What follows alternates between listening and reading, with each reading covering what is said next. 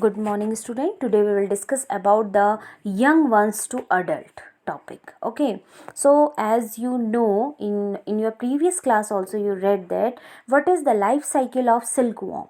In the life cycle of silkworm, egg develops into larva, and this larva is also known as caterpillar. Okay, and this caterpillar turns itself into pupa, and from the pupa adult silk moth forms. Okay, so this is the whole procedure by which we can understand the life cycle of silkworm. Okay, firstly adult lay eggs. From the eggs larvas come out, and they larvas or caterpillar fed on mulberry leaves, and if they feed mulberry leaves it converts itself into pupa stage or cocoon stage, and then only adults come out from it. You know it because in previous class you read it. Okay, so this whole process, can you imagine that caterpillar is totally different from pupa, and caterpillar is totally different from adult. So several stages are present in each and every life cycle of an individual. Okay, so why I'm using this cycle here, because same thing we observe in frog also. Okay, adult frog lay eggs, and the mode of fertilization in them is external fertilization. In our last video also we had discussed about it. Okay, and due to this, when the external eggs fertilization takes place, the zygote form. From the zygote early tadpole comes out, means from the eggs early tadpole comes out, and you can see here the early tadpole, it looks like a small fish, and they are having the swimming habit. Tadpoles are present in water bodies. Okay, so in water bodies only they are able to live. So tadpole develops and convert itself into late tadpole, and you can observe that in early tadpole legs are not there, but here legs are developing, and just tail is removed out from the body. Okay, so tail is not present in case of adult. So conversion of each changes in body is known as metamorphosis, children. Okay, because you know in each and every step changes are there. Tadpole is totally different from adult. Okay, like if you remember, caterpillar is totally different from moth. In this tadpole, it's having the swimming habit, it can't jump. But in case of frog is not frog is having the jumping habit.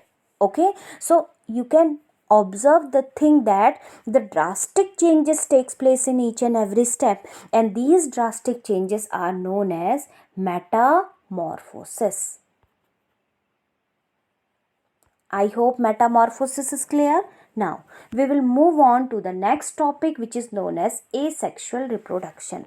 Okay, asexual reproduction, children, from the name it is clear, where sex cells are not required. Okay, basically this type of reproduction takes place in a small organism. Small organism is unicellular organism. Unicellular organism. In unicellular organism, sex cells are not present or gametes are not present. So gametes are required for the which kind of reproduction?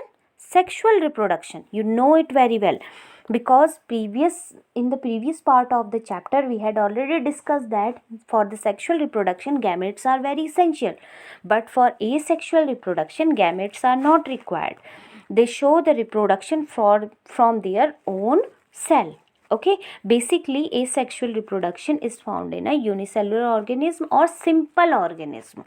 I am not telling you humans are the complex organism. Higher plants are the complex organism. Okay, so asexual reproduction is generally found in a simple organism. You can see here two examples are given in NCERT book. First is of about hydra and another is of about amoeba. Okay, in case of hydra, you can observe that this is the one cell of hydra. Okay, and from here you can see a small projections come out. This small projections is known as the bud. a small bulge. Can you see the bulge comes out from hydra body? This small bulge, it is known as the bud, and you can see a small hydra is developing here. In the third case, a small hydra is developing here. So this hydra detach from the parent body, and this hydra grow itself as an adult hydra. Okay, are you getting my point? So no sex cells are required here. Only from the parent body new hydra comes out. So this type of reproduction, because reproduction is taking place from a one parent, this one hydra, maybe two hydra can be formed. So this is again the what is the reproduction? If number of individual will increase, parent is able to produce the young ones which are same like them, so they are known as the reproduction process. In asexual reproduction especially, you can see that the daughter hydra or new hydra is just like a cut copy paste of parent. Are you getting my point? So here you can see this mode of reproduction is known as the asexual reproduction. Okay children, so this the new bulge type of projection which is come out, it is known as the bud. On the from the bud only, from this outgrowth, the new individual can be formed. So this process forming of bud is known as the budding. Okay, you can see one more example I'll tell you about yeast. Yeast we use in microorganism. I taught you yeast we use to in the bread industry, okay, and in alcohol industry. So what happened in that? This is the structure of yeast. The scientific name of yeast is Saccharomyces cerevisiae. Okay, from it buds come out, and these buds are able to form daughter yeast. Okay, they are the daughter yeast. In the next stage, what will happen? From one parent only, three daughter yeast can be formed, and you can see bud like structure come out from it, bud like projections, and this bud like projection, this process is only known as the budding.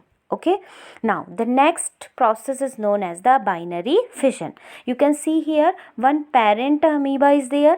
Parent amoeba, firstly what is dividing? Nucleus is dividing, and then if nucleus is dividing, then cytoplasm is present here, pink color cytoplasm, then it is dividing. So you can see here from one parent amoeba, how many daughter amoebas are amoeba is formed? 2. So it proves that these are the daughter amoeba, okay, from parent. So 2 means by means 2 beta, binary fission means दो में टूटना, and one parent is breaking into 2 daughter cells. Okay, so that's why this process of asexual reproduction is known as binary fission. I hope budding and binary fission is clear.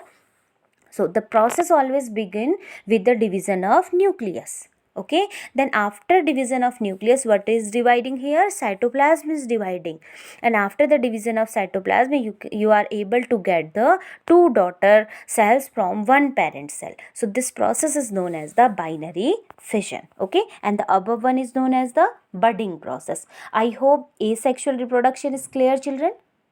Okay, so the last section only binary fission and its definition has given, or in your higher classes you will read many more processes are there to do, many more modes are of asexual reproduction is there, different kind of spores, through spores also reproduction can take place, asexual reproduction. So but these things you will read in your higher classes. Okay, I hope these things are clear.